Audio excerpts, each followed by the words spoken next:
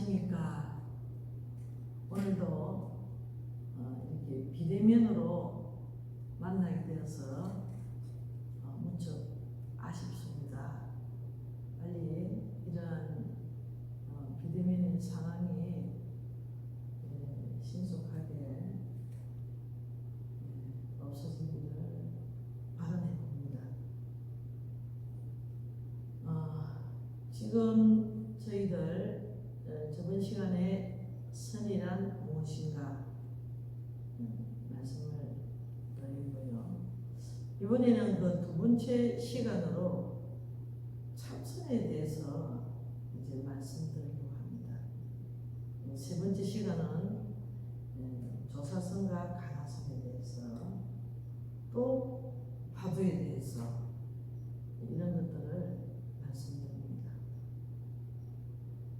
가끔 방 안에 이렇게 과자 부스러기가 떨어져 가지고 개미 몇 마리가 줄을 지어서 그 과자 부스러기를 들고 이렇게 힘겹게 가는 모습을 보기도 하고요.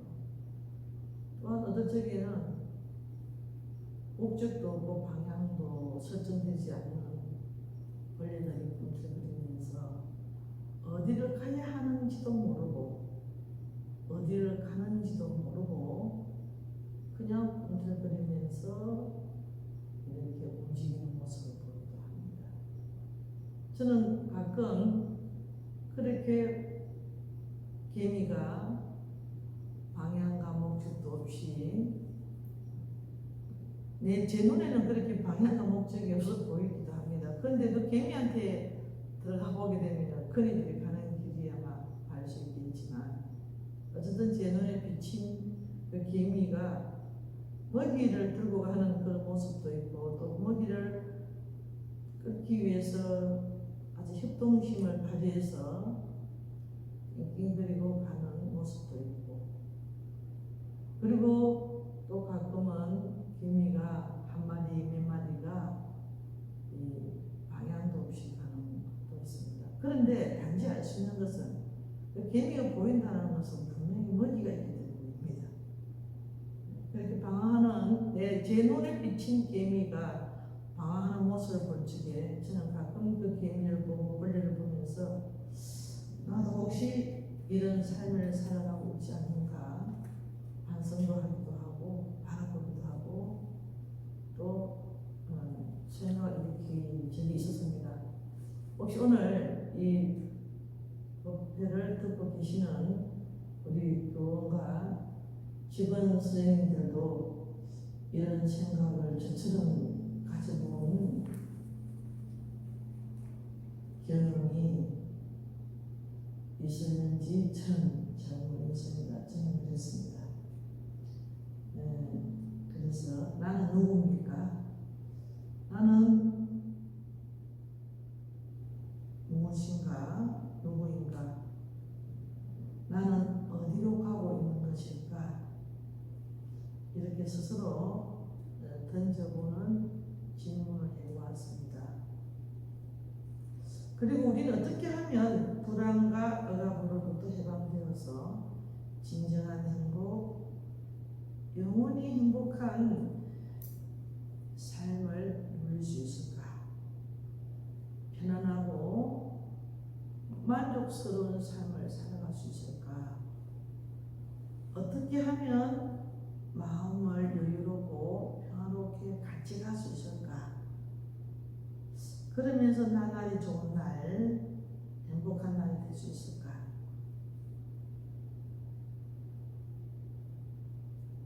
그 근본적인 해결책은 나의 본래 모습을 깨닫는 데 있다고 생각합니다. 만약 깨닫게 되면 마음이 흥분과 같이 넓어져서 그 마음이라는 것은 한계가 없답니다. 또한 막히거나 걸리지 않습니다. 아니 깨달음까지 가지는 못하더라도 바른 공부 길에만 접어들어도 수행의 원리만 알고 실천하더라도 마음이 참 평화롭게 됩니다. 믿음이 생기면 안심이 되기 때문입니다. 마음을 잘 조절할 수 있기 때문이고, 안심이 되고 마음이 고요해지면 저절로 지혜가 솟아나옵니다. 따라서 수행을 통해 마음을 쉬고 고요하고 평정하게 유지하게 되면 진정한 내면의 평화와 행복을 얻게 됩니다. 그런데 왜 우리는 이런 자신감을 갖지 못하고 행동하지 못할까요? 그것은 내 안에 무한한 능력을 신뢰하지 못하기 때문입니다. 진정한 자기 발견, 우리는 참선을 통해서 내 자신 속에 본래부터 간직되어 있는 소중한 부처님 마음을 확인하고 활용해야 됩니다. 육조현영 스님이 오조공인 스님에게 법을 이어서 이제 그 대유중을 넘고 있는데, 그때 해명수자가 육조 스님의 가사와 바로를 빼앗으려고 대유령으로 쫓아갔습니다. 생명의 위협을 느낀 육조 스님은 가사와 바로를 던지면서 이야기를 하죠. 이 옷은 믿음을 상징하는 것이니 힘으로 다룰 수 있겠는가? 그대에게 맡길 테니 가지고 가거라. 근데 이 해명수자가 다가가서 그 바보와 옷을 들려고 했는데 가사와 바로는 훔쳐가지 않았답니다. 해명수자는 두려움을 느끼면서 말했습니다. 저는 진리를 구하러 왔지 옷 때문에 온 것은 아닙니다. 원컨대 행자께서는, 육조현영 스님을 말하는 거죠. 행자께서는 깨달음을 열어 보여주십시오 합니다. 그래서 육조 스님이 말하기를 해명수자에게 선도 생각하지 말고 악도 생각하지 않을 때 너의 본래 명목은 어디에 있는가? 이 말을 듣는 순간에 해명수자가 크게 깨달았습니다. 여기서 가사를 빼앗으려고 한 것은 악이며 진리를 구하려고 한 것은 선입니다. 그런데 해능선사께서는 선도 생각하지 말고 악도 생각하지 말라고 이야기를 합니다. 생각이 끊어진 그 길을 제시한 것입니다. 이것이 바로 화두입니다. 이 불교의 깨달음은 중도인데요. 바로 연기법이라고도 하죠. 이렇게 중도의 구조는 화두와 본래 그 기도를 같이 합니다. 양극단을 떠난 자리를 억지로 이름 붙여서 가운데라고 하는데요. 만약 가운데라고 본다면 그것도 집착이며 경쟁입니다.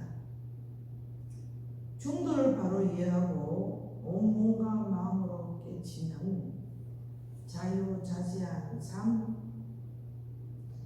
영원한 자유를 누리고 행복한 사람이 되어 매일매일 좋은 날, 모든 일이 좋은 일이 될 수 있습니다. 1일 15일 1일 날마다 이 날마다 좋은 날은 지나간 과거에 대해서 집착하지 않는 마음입니다. 깨달은 사람의 그 마음은 지나간 날을 집착하는 것이 아니고 지금 당장 이 자리에서 할 수 있는 자기 권리인 겁니다. 설사 이 생에서 깨치지 못하더라도 이러한 이치를 이해하고 실천하려고 노력만 해도 생활이 바뀌고 마음의 평안을 찾을 수 있습니다. 그러나 이 중도의 도리는 이론만 가지고는 갈 수 없습니다. 이러한 가나서는 중도의 도리와 그 실천의 길을 화두를 들고 그것을 철두철미한 의심을 통해서 타파함으로써 구현해내는 수행입니다. 그래서 이 화두의 구조 또한 이 중도의 실천 원리와 연결되어 있습니다. 중도는 이것과 저것 혹은 그 밖의 것을 지칭하지 않습니다. 어떤 개념, 작용으로도 파악할 수 없는 것입니다. 모든 사유작용이 자취를 감추고 말과 생각이 끊어진 길입니다. 그래서 모든 사유와 판단작용을 정지시키는 화두를 통해 중도의 도리가 가장 잘 밝혀지게 됩니다. 이러한 우리의 불안과 공포는 우리가 넘어가야 할 실체가 없는 산이요 가상으로서의 산일 뿐입니다. 넘지 못할 산은 없습니다. 우리에게는 그만한 능력이 잠재되어 있습니다. 우리는 선을 통하여 참선을 통하여 이 사실을 확인할 수 있습니다. 참선을 통해서 자신감을 얻으며 나아가 긍정적이며 적극적으로 사물과 사태를 대하게 됩니다. 무슨 일을 하든 매사에 적극적으로 일을 추진하게 되며 긍정적인 시각으로 사태를 바라봅니다. 이렇게 긍정적으로 생각하는 삶의 태도가 우리의 삶을 풍요롭게 합니다. 참선 수행을 통해서 내가 변합니다. 내가 변하면 세상이 변합니다. 흔히 사람들은 자신은 변하지 않고 세상 탓만 합니다. 네 탓만 합니다. 또한 내 탓도 합니다. 그러다 보니 영원한 평행선입니다. 나를 비우고 세상을 바라보는 눈이 달라지고 내가 먼저 변하고 실천하기 때문에 그러한 나를 보고 상대방이 변합니다. 비운 것만큼 나는 커집니다. 이렇게 해서 세상은 변하는 것입니다. 이렇게 해서 날마다 새로워지면서 날마다 좋은 날이 됩니다. 참선의 선정을 통해서 신심이 안정되어 사실 그대로 편견 없이 바라보게 되며 마음이 맑아지고 정리해집니다. 미세하고 세밀한 느낌도 알아차릴 수가 있습니다. 그렇게 마음이 편안하고 안정되니 호흡도 정리해져서 건강도 자연히 좋아질 수밖에 없습니다. 또한 자선을 통해서 자세도 안정되고 바르게 되어서 몸과 마음이 조화롭게 됩니다. 이런 참선을 통한 삶의 힘으로 어떤 난관도 흔들림 없이 돌파해 나갈 수 있는 정신력이 배양됩니다. 또한 삶의 힘으로 달빛처럼 사람들이 가는 길을 밝혀줍니다. 참선이란 참고할 참자, 터 닦을 선입니다. 이 선자는 참선할 적의 선자는 집을 지을 때 땅의 틀을 닦는 것처럼 마음의 틀을 닦는다는 뜻에서 터 닦을 선자를 쓴다는 것입니다. 참선에 들어간다. 선에 궁극적으로 들어간다는 뜻입니다. 이런 선에 들어가는 종류로서는 가나선, 무조선, 연불선 그리고 여러 가지 강법이 있습니다. 그러나 우리나라에서는 가나선을 선의 본류로 삼기 때문에 참선하게 되면은 가나선을 의미한다고 보면 됩니다. 즉 넓은 의미에서 참선은 가나선으로 볼 수 있습니다. 즉 참선은 화두는 가나선은 화두를 일념으로 참고하는 가나선을 말하며 불교의 대표적인 수행법입니다. 화두 의정에 몰입하는 점에서 명상과는 다르고 자세와 호흡에 크게 구애받지 않는 점에서 건강 위주의 호흡 수준과도 구분이 됩니다. 보통 명상, 참선, 선 그리고 건강 이렇게 생각하시는데 오늘 정확하게 분류를 해드립니다. 어떤 스님에 따라서 참선할 적에 호흡에다가 좀 중점을 두는 분도 계시지만 어떤 면에서 이 가나선 참구, 참선은요 화두 일념이 되게끔 하는 그런 것이 바로 참선입니다. 그래서 가나선에서 보통 화두를 참고한다고 합니다. 화두를 가하는데 그것을 객관적인 대상으로 분석하여 헤아려 보는 것이 아니라 그 화두 속으로 사무치게 들어가야 됩니다. 화두에 대해서 큰 의심을 일으켜 그 화두의 몰입에 들어가서 화두와 내가 하나가 되어 의심에 가는 것이 고룩한 자입니다. 참구입니다. 내가 큰 의심 덩어리가 되어서 그 의심 덩어리가 타파될 때 모든 것이 새로워집니다. 화두가 타파되면서 본래 내 자성자리를 발견합니다. 나의 모든 고정관념, 생각, 판단, 가치기준, 이성적 사유, 나라는 생각, 무의식의 흔적까지 철저히 타파되어서 본래 내 자신 속에서 밝게 빛나고 있는 태양과 같은 지혜를 보는 것입니다. 화두를 참고에 들어간다는 것은 조작과 시비, 착각과 망상, 대립과 차별의 껍질을 걷어내는 데 있습니다. 우리 밝은 마음을 가리고 있는 것은 번뇌 망상을 벗겨내는 것입니다.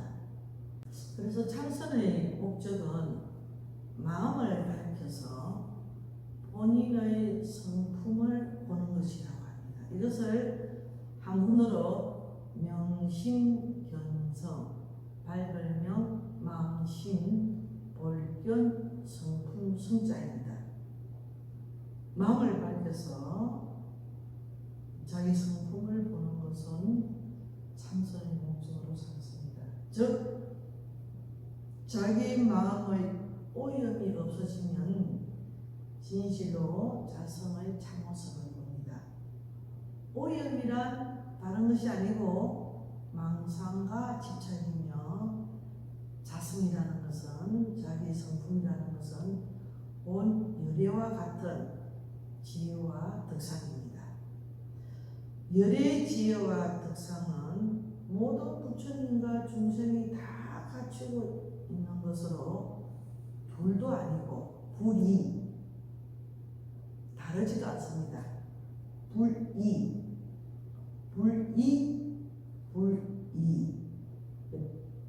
동일하지도 아니고 다르지도 않다는 거죠. 만약 망상과 집착을 여의면 열의 지혜와 덕상을 증득하여 부처님이 될 것이며, 만약 그렇지 않다면 곧 중생인 것입니다. 참선, 즉 가나선 조사선은 우리가 본래 부처라는 것에서 시작합니다. 그래서 본래 부처라는 것. 해명존자가 금주인영 스님의 바로와 옷을 야스러 대유령으로 쫓아갔을 때 악도 생각하지 말고 성도 생각하지 않는 본래 명목을 얘기하지 않습니까? 그 얘기입니다. 참선 가나선 조사선은 본래 부처라는 거기서부터 시작한다는 거죠. 우주 만물은 서로 의지하여 평등하게 존재하며 일체의 차별이 없습니다. 하늘에 태양이 비춰줄 적에 니는 예쁘니까 태양이 많이 비춰주고, 너는 미운 놈이니까 조금만 비춰주고, 이런 건 아니겠죠. 하늘의 태양은 골고루 비춰주고 있는데 그때 갑자기 구름이 나타나서 그 구름에 가려진 햇빛이 태양 밝은 지혜를 싹 가리워서 그늘에 닥칩니다. 아마 느껴보셨겠죠?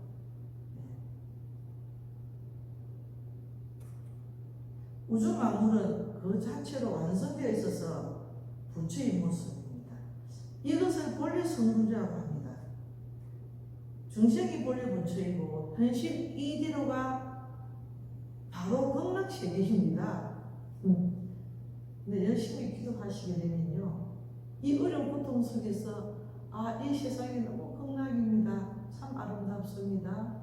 참 행복합니다. 참 편안합니다. 이제 같은 마음이지만 어떤 사람은 사물을 보고 극락을 느끼고 어떤 사람은 고통을 느낍니다. 이게 모두 느끼는 것은 다 다르다는 거죠. 이게 굉장히 중요한 얘기입니다. 이 세계는 극락 세계이고, 그 같은 음식을 먹어도 어떤 사람은 참 맛있다고 먹는데 어떤 분들은 그것이 별로 훌륭하지 못한 음식으로도 생각합니다. 또 어떤 때는 그 음식을 맛있게 먹으면서도 또 음식의 맛이 없을 때가 있습니다. 그게 다 마음의 조작이라는 거죠. 순간순간적으로 이렇게 변하는 환경에 따라서 내 마음이 변함에 따라서 환경을 극락도 극락으로 받아들이지 않고 불편한 세계도 아주 극락으로 받아들이는 그 마음의 상태가 이렇게 중요한 겁니다. 선에서는 중생이 수행을 하여 부처가 되는 것이 아닙니다. 중생이 참선하여 부처가 되는 것이 아니라 중생이 본래 부처이기 때문에 부처의 자리에서 보라고 권합니다. 본래 갖추어진 부처의 성품은 닦아서 얻어지는 것이 아닙니다. 닦아서 얻어지는 것이라면 그것은 부서지기 마련입니다. 진리가 잊어버릴 수 있는 것이 아니듯 본래 성품 또한 잊어버렸다가 다시 찾는 것이 아닙니다. 본래 부처의 모습은 내 자신 속에 영원히 간직되어 있습니다. 그래서 어상스님의 법성기에서 제일 마지막에 불의 부동 영이 불이라는 이야기가 지금 이 이야기입니다. 이미 7화시대 때 어상스님이 이런 자체를 교합으로서 다 말씀해 놓으시다는 거죠. 법성기에서, 이번 열자에서. 다음에 어떤 한 기회가 된다면은 이 법성계를 가지고 한번 우리 그 교원과 교식원의 법회에 얘기할 수 있는 기회가 있다면 한번 시간을 갖도록 만들어 보겠습니다.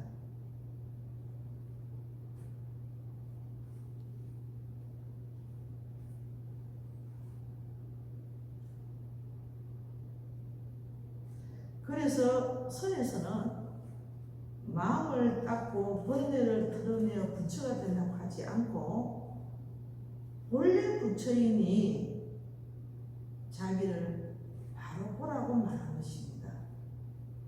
그래서 거대의 집에 보배가 있거늘 어찌하여 이렇게 분공하고 공고하며 무상하고 괴롭고 당당하지 못하고 깨끗하지 못하는가. 또 마음이 본래 성불에 있다는 것을 홀연히 깨달으면 한없이 본질적으로부터 자유로워져 여실히 안락할 것이다. 또한 온갖 묘한 작용은 외부로부터 오지 않니 오는 것이 아니니 본래부터 스스로 갖추고 있기 때문입니다. 이러한 본래 성불에 있는 부처님의 생명은 우리 안에서 묘하게 작용하고 있습니다. 소리치고 미소 짓고 화내고 하는 모습 속에서 불성이 간직되어 있습니다.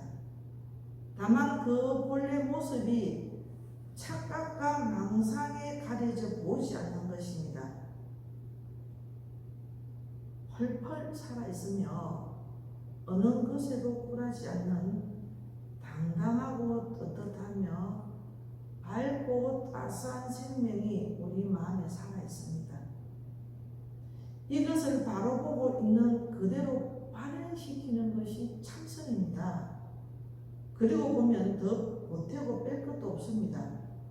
우리는 원래 있는 그대로의 부처의 모습이기 때문입니다. 이것을 선에서 교회 빌전이라고 했습니다. 또 분리문자라고 표현했습니다. 그리고 칭치인심이라고 했습니다. 바로 마음을 가리켜서 견성성불 자기의 성품을 보아서 성불하는 것이라 부처를 부르는 것이라 합니다. 교회빌전 경전밖에 따로 전한 가르침이란 말과 경전을 통하지 않는다는 것이고요. 그렇다고 부처님 말씀을 비격한 것도 아닙니다. 바로 부처님이 말하고자 하는 핵심을 바로 부처님의 마음을 직접 전한 가르침이라는 의미가 교회빌전이라고 했습니다. 부처님 마음을 바로 전하기 때문에 이러한 참선의 실천은 지식을 얼마나 쌓았느냐 하는 지식 축적을 요구하는 관계가 없습니다. 이 마음은 종교와도 관계도 없습니다. 기독과도 관계가 없고 노소고 남녀와도 관계가 없습니다. 어린 애기를 보면서 그 본래 깨끗한 참 성품을 타고난 아이들을 보면은 참 맑고 깨끗하다는 그런 생각이 들죠. 분리문자라는 것은 문자를 세우지 않는다는 것은 문자 이전의 참 생명, 문자 이전의 근본 자리로 돌아가야 한다는 것입니다. 전혀 문자를 도외시하지 않은 문자에 걸리지 말라는 것입니다. 말이나 문자나 말에 매달리게 되면 시대와 역사, 환경과 문화, 국가와 언어의 장벽을 추월할 수 없습니다. 그렇게 해서 곧 마음을 가리켜 보는 것입니다. 선도 생각하지 말고 악도 생각하지 않는 그 본래 면목의 마음을 바라보라는 것. 또한 사람들을 말하게 하고 웃게 하고 울기도 하는 그 마음, 그 사람들의 참생명 본래 부처의 마음을 곧바로 가르쳐서 깨닫게 하는 것입니다. 그것이 견성성불자고 표현했습니다. 그러므로 자기가 본래 부처라는 확신을 하고 본래 모습대로 살겠다고 간절한 발심만 한다면 참선이 그렇게 어렵지 않습니다. 문제는 불교 교리를 좀 제대로 이해하고 신심과 발심이 일어나야 하는데 불교에 대한 바른 견해가 갖추어져야 졌느냐? 그렇지 않으면 발심이 일어나지 않아 참선에 대해서 어렵게 느낄 수밖에 없는, 그것은 발심이 되지 않았기 때문에 화두가 들리지 않고 번뇌 망상에 쌓여서 망상과 씨름하다가 세월을 보내기 때문에 그렇습니다. 그래서 참선에 대한 가장 중요한 것은 사람은 반드시 죽는다는 것입니다. 이 생사가 목전에 걸려 있다고 느끼고 다급하고 절박한 마음이 간절해야 됩니다. 그런데 저렇게 지금 병상에 누워서 생사가 절박한데도 절박하심을 느끼지 못하고 생사에 집착해서 마음을 가지는 사람들은 이러한 교육을 받지 않고 이러한 어떤 것들이 트레이닝이 되지 않아서 그렇습니다. 그래서 이 참선이 무엇인지 수행이 무엇인지를 널리 알려야 될 필요성이 바로 여기도 있습니다.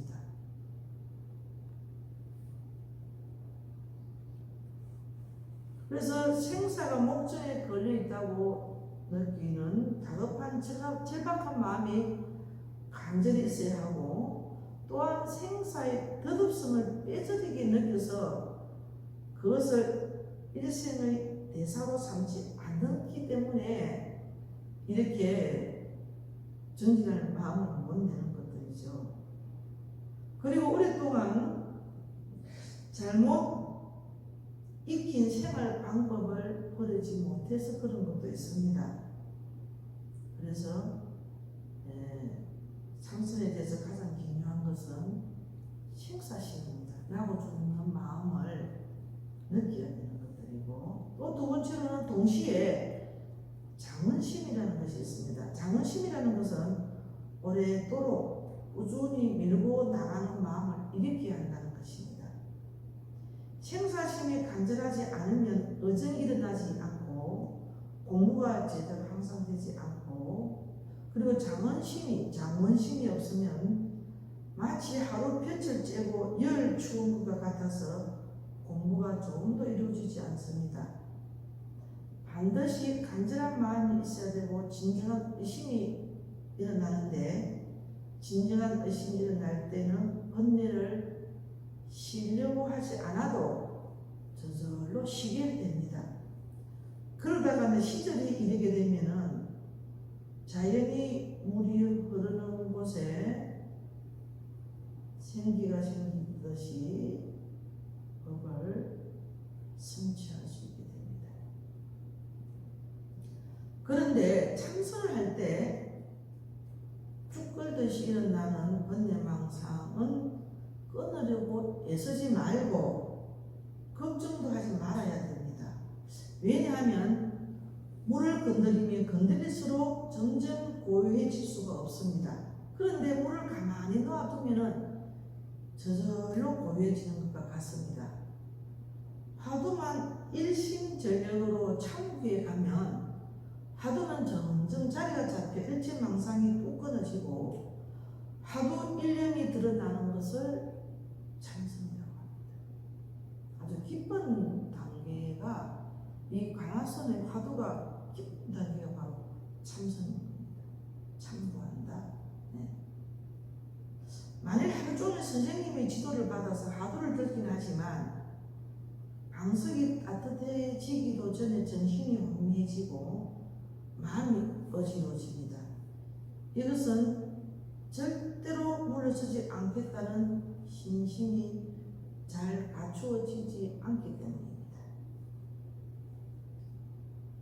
여기에 한 물건이 있는데 본래부터 한없이 맑고 신령하여 일찍이 나지도 않고 죽지도 않으며 이름 지을 수도 없고 모양 걸릴 수도 없다.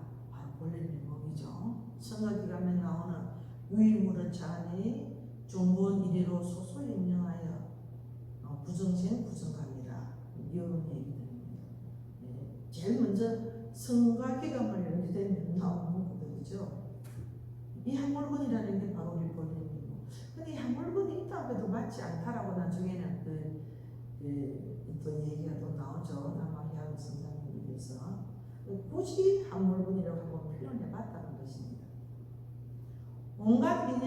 다 놓아버리고 한 생각도 일으키지 않는다.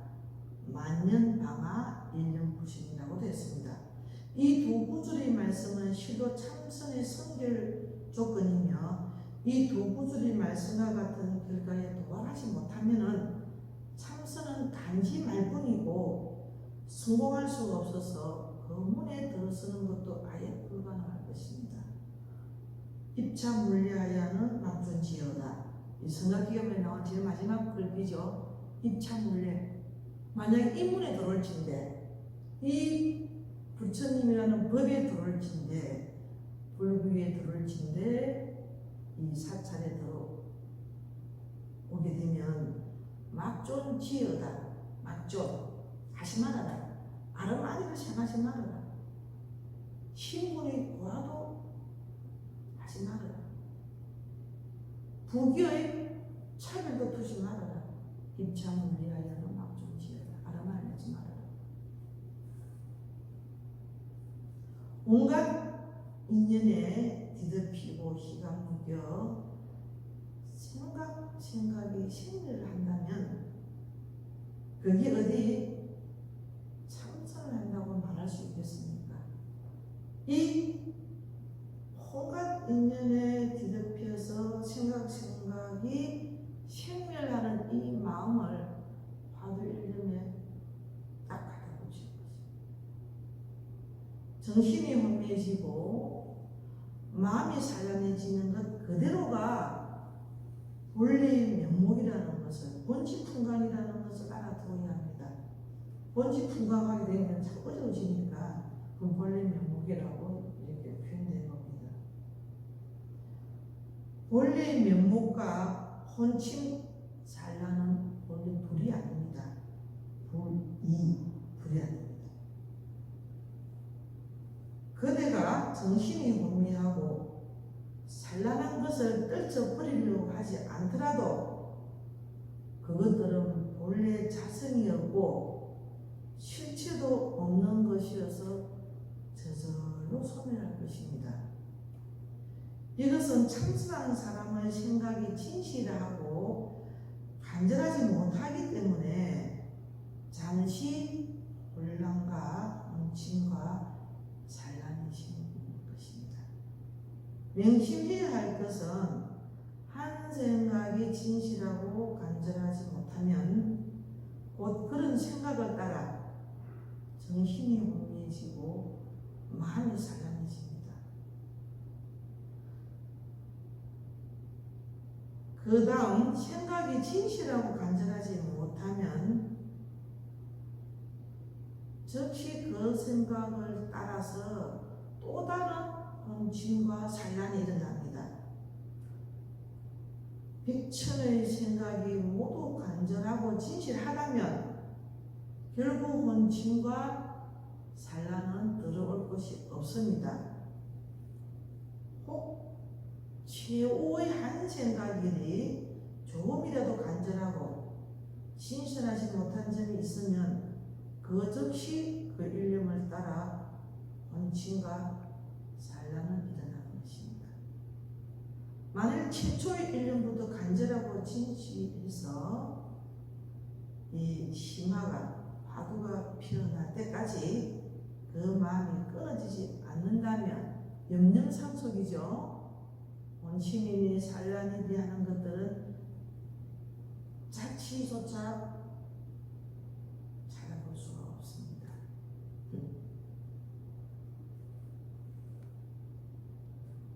보리랄마 스님께서 인도 서천국에서 오셔서 오직 일심법만 전하셨으며 일체 중생이 본래 부처임을 곧바로 가르치셨습니다.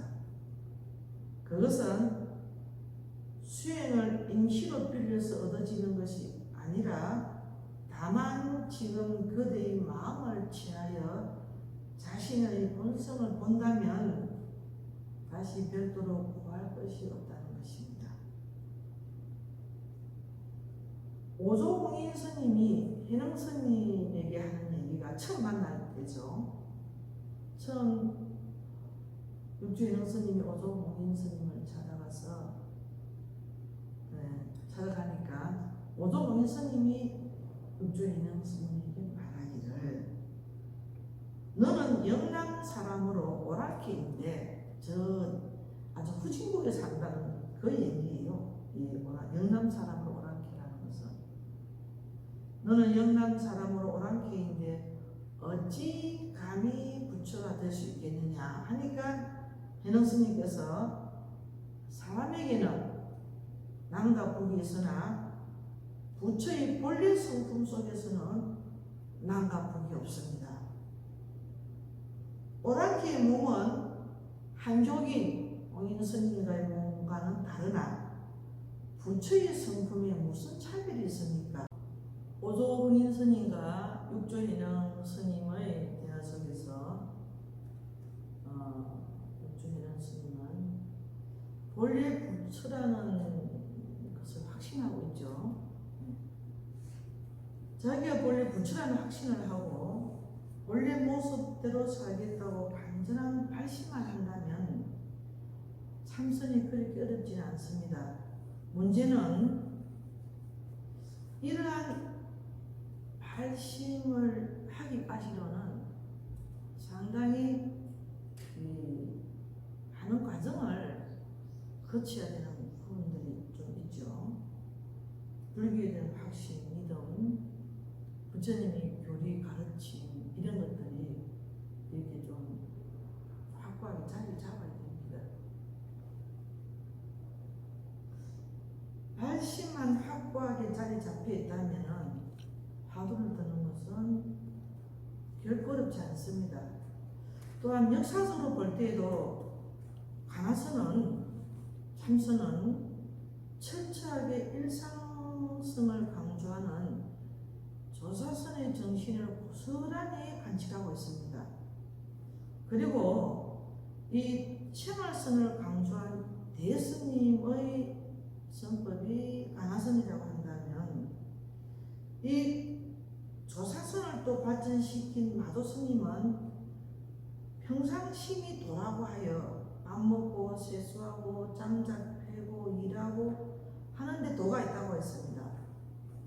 도를 다른 데서 찾을 것이 아니라는 것이죠. 지금 이 순간 이 자리에 도가 신신하게 살아 움직이고 있다는 것입니다. 일상생활이 깨달음의 표현이라고 봐도 좋습니다. 좀 전에 가나선과 조사선의 그 차별을 조금 말씀드렸는데, 이러한 것들을 참고하는 것들이죠. 대스님은 당시 관료들에게 생활선을 지도하고 점검하여 깨달음에 이르도록 했습니다. 가나선이야말로 출가자든 제가 생활인이든 화두 하나만 들고 있으면 누구나 할 수 있는 수행보인다는 거죠. 현대인들의 불안은 그 어떤 지식으로도 다스려지지 않습니다. 지식도 일종의 불안한 마음이기 때문입니다. 불안한 마음으로 아무리 경전을 읽어도 경전의 깊은 뜻이 들어올 리가 없습니다. 아무리 좋은 법문을 들어도 법문의 본 뜻이 스며들지 않습니다. 그러면 배워서 들은 지식은 상념이 되어 떠다니고 결국 마음을 어지럽히는 독이 되고 말입니다. 배워서 알게 된 것을 가지고 이상을 만들어서 그것을 쫓아서 사는 삶에는 안식이 기댈 수 없습니다. 자신을 참 고단하게 할 뿐이죠. 마음을 다스리는 힘은 오직 믿음에서 나옵니다. 그 믿음은 내 안에 스스로 있는 성품 곧 자성을 믿는 것입니다. 믿음이 굳어지면 자성의 작용을 경험하게 됩니다. 그때부터 누가 뭐라고 해도 흔들리지 않습니다. 왜냐하면 내 안에는 자성이 있고, 자성은 말 그대로 스스로 찾자, 스스로 있기에 상대가 필요치 않기 때문입니다. 상대방에 구애받지 않기에 바라는 게 없어집니다. 바라는 게 없으니까 두려움이 없습니다. 두려울 게 없으니까 자유롭습니다. 진정한 웰빙은 마음의 자유에서 옵니다. 자유를 얻는 길은 참선입니다. 화두란 말길과 생각의 길이 끊어진 말로서 역대 조사들이 본래 면목을 가리킨 말입니다. 가나선 참선은 이러한 역대 조사들의 서문답을 화두로 정형화하여 이 화두를 들고 있는 겁니다. 육조해능 스님의 제자인 남학양 스님은 15살의 나이로 율종 사찰에서 출가하여 계율 수행에 몰두했습니다. 그러나 만족하지 못하고 강동성 족의 남하사 육조해능 스님을 찾아갔습니다. 육조해능 스님이 남학양 선사를 보자 어디서 왔는가? 그러니까 해양 스님이 숭산에서 왔습니다. 어떤 물건이 이렇게 왔는고 하는 겁니다. 해양 스님은 이 말에 딱 막혀버렸습니다. 즉 너가 누구냐? 라고 하는 물음에 내가 난데 도무지 그 나를 알 수 없었기 때문입니다. 이로써 이목고 화두가 시작됩니다.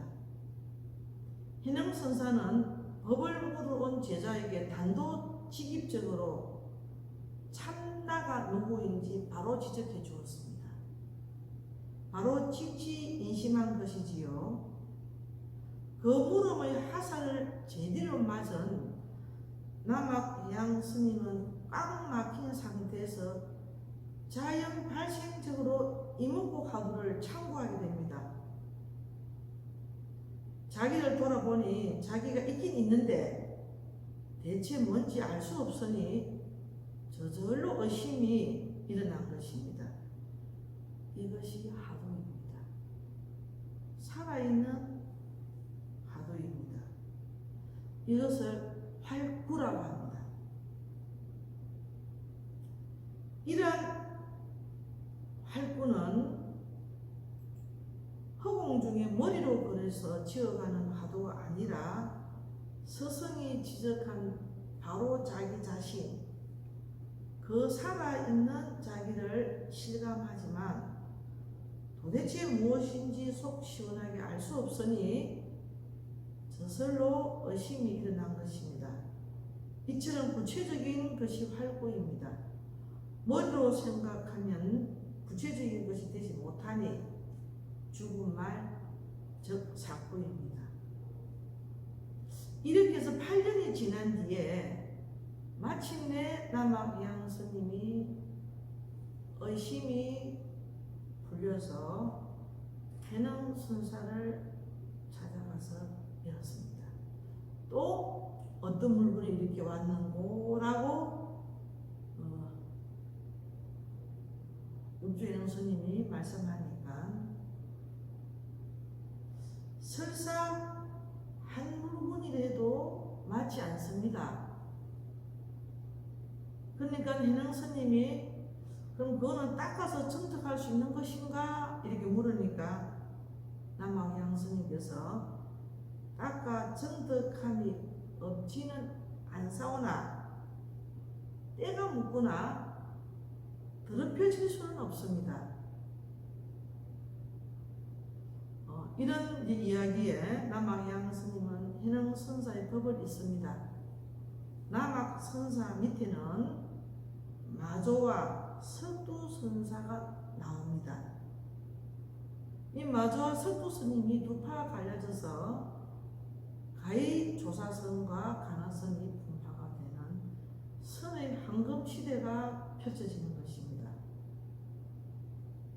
활구가 되느냐? 할구가 되지 않느냐라고 하는 이것은 가나선 정법 문중에 제대로 들어와 있는지에 대한 증거입니다. 그만큼 할구가 중요한 것입니다. 지금 화두가 잡혀지지 않는 사람들은 이 활구를 놓치기 때문입니다. 활구가 되면 의심이 일어나지 않으려야 일어나지 않을 수가 없습니다. 활구 속에서 생생히 살아 움직이니까요. 활구가 되면 이먹고 이를 돌리자말자 알 수 없는 놈이 꽉 차 들어옵니다. 온통 그놈 하나가 몸뚱어리 가득 찹니다.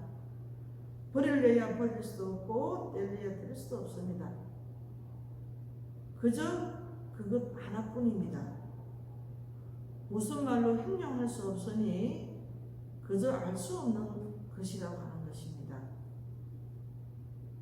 가나서는 이것 하나 물고 늘어져서 끝까지 승부를 보는 것입니다. 부처님과 조사님들의 골수를 이어받아 이 활구 참선법은 오직 한국에서만 살아남아 이어져 오는 천하의 공물입니다. 우리나라에서 근대 이 근래에 가장 참선 공부를 하셔서 많은 제자를 지적하신 성철 큰 스님께서는 전도가를 읽고 발심을 해서 이 참선의 경지가 되는지 안 되는지를 혼자서 공부하시면서 42일째가 되니까 바로 가나선이 이 화두가 온몸으로 체험하셨답니다. 동정이에요. 움직이거나 고요히 앉아있거나 상관없이 화두가 들어오더라는 거죠. 몸의 인력, 문중인력을 체험하셨습니다. 그렇기 때문에 공부해라, 공부하다가 죽으라, 책 보지 말아라. 아마 이런 이야기로서 아주 많은 이야기를 가지고 계시는데요. 실제로 또 성철 큰 스님만큼 또 책을 그만큼 읽은 분도 아마 없었습니다.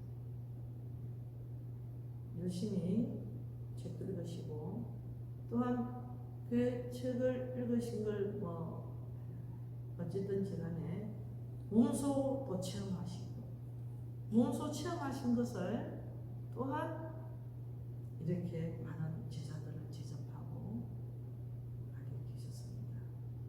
예를 들면 큰 스님을 뵈러 오시는 분들에게 삼천배로서 이제 숙제를 줘가지고 그걸 통과하게 되면은 이렇게 큰 스님을 미안하기도 했는데요. 사실 3,000배 할 정도쯤의 시간이 지나게 되면 자기 내면에 있는 대답을 본인 스스로 다 찾을 수 있습니다. 이제라는 본인이시고 자기가 뭘 물어봤는지. 이제 우리 행주자와 어무동정 가고 오고 앉고 서고 말하고 말하지 않을 때, 침묵할 때, 그리고 움직이고 고요할 때, 요 네 가지 모든 생활에 있어서 일체 생활 가운데에서 할 수 있는 행위가 행주자와 어무동정 8가지입니다. 그 중에서 이제 자자가 이제 자선하는 겁니다. 자선은 참선할 때 하는 수행 방법입니다. 자선은 본래 인도에서 모든 종교가 공통으로 하는 수행 방법인데요. 요가도 그런 것들 중에 하나입니다. 그러나 부처님이 보리쌀에서 가보살을 한 채 깨닫게 깨치게 되어서 불교의 주요한 수행 방법으로 정착되었습니다.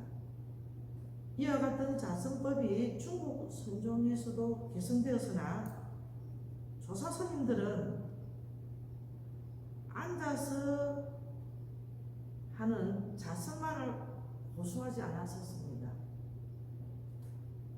어떤 제자가 부처가 되기 위해서 정진을 앉아서 자선하고 있으니까 스승이 그 옆에 가갖고 기와장을 막 갈고 있습니다. 자선하던 제자가 스승을 쳐다보면서 스님 뭐 하십니까? 이러니까 내가 이 기와장을 갈아서 거울을 만들려고 한다. 이렇게. 아니 스님 그러면 그 기와를 갈아서 어떻게 거울을 만들 수 있습니까? 이렇게 얘기하니까 스승이 하는 말이 그럼 앉아서 부처가 어떻게 될 수 있겠느냐. 만약에 소가 물건을 가지고 가지 않는다면 저 뒤에 이끌리는 수리를 쳐야 되느냐 아니면 소를 때려야 되느냐 이렇게 묻습니다. 그래서 제자가 깨닫게 되죠. 그래서 자선을 하는 것을 우선을 하지만 조사스님들은 성문답, 자선, 노동, 일상생활들이 다 수행이었습니다.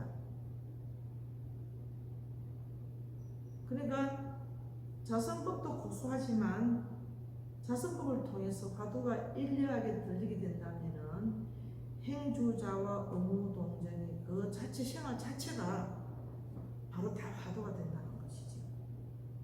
그래서 육조조계 해능스님은 자선을 이렇게 말합니다. 밖으로 모든 경계에 마음이 일어나지 않는 것을 좌라하고 앉을 좌라하고 안으로 본래 성품을 보아서 어지럽지 않는 것이 선이다. 이렇게 이제 육조해능스님이 자선을 이렇게 표현을 합니다. 즉 자선이란 앉아서 하는 성뿐만 아니라 안팎의 어떤 경계도 좌우되지 않고 양변을 여인 본래 면목을 보는 뜻이라는 것입니다. 초조 달마스님의 밖으로 모든 인연을 쉬고 안으로 헐떡거림이 없어서 마음이 담배와 같이 되어야 가히 도에 들 수 있다 이렇게 라는 말씀도 같은 뜻입니다. 또 달마스님은 벽을 보고 자선했습니다. 이것을 벽간이라고 했고요. 그러나 그것은 벽을 단지 바라보는 것이 아니라 밖으로 향하는 모든 것을 차단한다는 것입니다.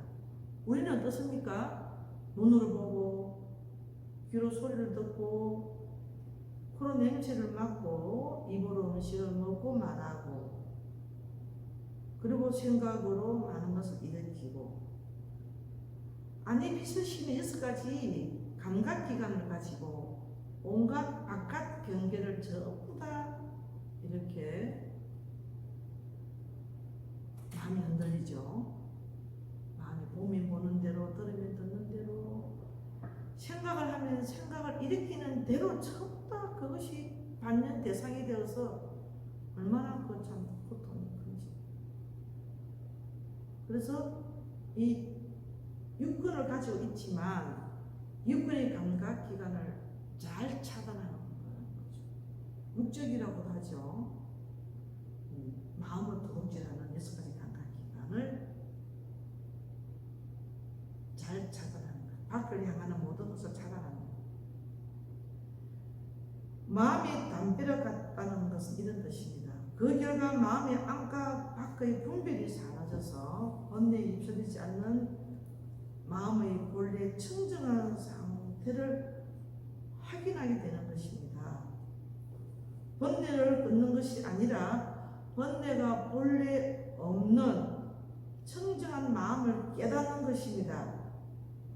익히는 선이 아니라 깨닫는 선입니다. 그래서 마음이 한없이 편안한 안심을 얻습니다. 그래서 불교는 안심법문입니다. 초도 달마가 육조인에게 안심법문, 안심법문입니다. 마음이 담배를 같다면 어디서는 수행할 수 있습니다. 그래서 조사선에서는 앉아서 하는 정적인 수행만이 아니라 일상생활을 그대로 하면서 수행하는 것을 강조하고 있습니다. 그러므로 조사선이 물고기가 파다닥 움직이듯 활발한 수행과 풍을 보여주고 싶은 것입니다. 그러므로 참선은 가고 서고 앉고 눕고 말하고 침묵하고 시끄러울 때나 조용할 때나 언제라도 할 수 있어야 합니다. 그런데 일반적으로 자선이 가장 안정적이고 가장 공부가 잘 된다고 합니다. 그래서 자선을 통해 화두 참고하는 힘을 길러서 일상생활로 확대합니다. 자선을 하려면 먼저 보유하고 정갈한 장소를 택해야 하고, 화두가 곧바로 또렷하게 들린다면 장소에 구애받지 않겠지만, 초심자는 안정적인 장소가 공부에 도움이 될 것입니다. 이렇게 해서 조용한 곳에서 화두 참고에 힘을 기르면 시끄러운 곳에서도 화두를 들 수 있습니다. 그러면 장소가 문제가 되지 않습니다. 초보자의 마음은 불순물이 많아서 흐려있기 때문에 가라앉히려면 물을 고요히 두는 것이 필요합니다. 사람의 몸은 물병과 같아서 잠잘 때는 마개가 닫혀 있어 물병을 미워도 물이 새지 않습니다. 그런데 병마개가 열리면 물이 새듯 몸에 있는 기가 흘러나갑니다. 그래서 물병을 흔들지 않고 똑바로 세워두는 것이 참선의 안전 자세입니다. 걸어다니면 물병이 흔들리고 누우면 병에서 물이 새어나갑니다. 반드시 앉아있으면 가장 안정적인 자세가 되어서 잡생각이 가라앉고 마음이 맑아집니다. 따라서 초보자는 우선 마음을 안정시켜야 하기 때문에 자꾸 앉아야 합니다. 먼저 마음을 가라앉혀야 하는 것이죠. 그런데 바닥에 방석을 깔고 가보자를 해서 앉는 것이 가장 좋지만 우리는 의자 생활을 하기 때문에 의자에서 반듯하게 앉아도 좋습니다. 허리를 굽고 땅에 펴면 마음도 따라서 바르게 되는 것을 느낄 수 있습니다. 지하철이나 버스에서도 마찬가지입니다. 항상 자세를 바르게 하면 그에 따라서 내 몸과 마음이 안정되는 것을 느낄 수 있습니다. 물병을 바로 세워야 물이 안정됩니다. 몸과 마음도 이와 같다는 것을 잊지 마십시오. 초심자가 화두를 참고하는 데는 사찰의 선방이 가장 좋습니다. 그러나 사찰에 제가 선방이 있는 곳이 많지 않으니 법당이나 정각 어디든 좋습니다. 가까운 사찰을 찾기 어려울 경우에는 집안이든 사무실이든 관계없이 조용하고 정결한 장소는 별다른 문제가 없습니다. 본래의 자리를 밝혀나가는 혁신적이며 바로 질러가는 수행법이 화두 참고 가나선 참선입니다. 조사선과 가나선 참선하고는 어떤 관계가 있는가 하면, 조사선은 부처님께서 계신 본래 부처 자리를 달마스님이 중국으로 와서 전하고 조사스님들이 늘 전판선을 말합니다. 이 조사선이 12세기경 묵묵히 자선하며 부처가 된다는 자선위주의 수행법으로 포착화되고, 조사들의 본래 면목을 느끼오는 말이 사유하는 것이다. 문학의 대상으로 변질되자 이를 극복하고 일상생활 가운데 화두의 본래 의미를 살려 수행하는 가나선을 주장하는 분이 대스님이십니다. 이렇게 가나선은 조사선 전통을 가장 전통으로 개성하였을 뿐만 아니라 일상생활 속에서 어떻게 화두를 들어야 하는지 그 수행 방법을 체계화했습니다.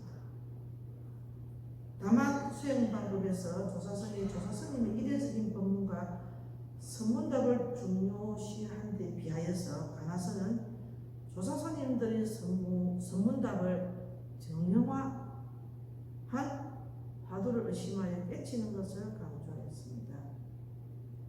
조사선에서 발전한 가나선은 부처님의 연기 중도의 본래 부처 자리를 바로 보는 수행을 말합니다.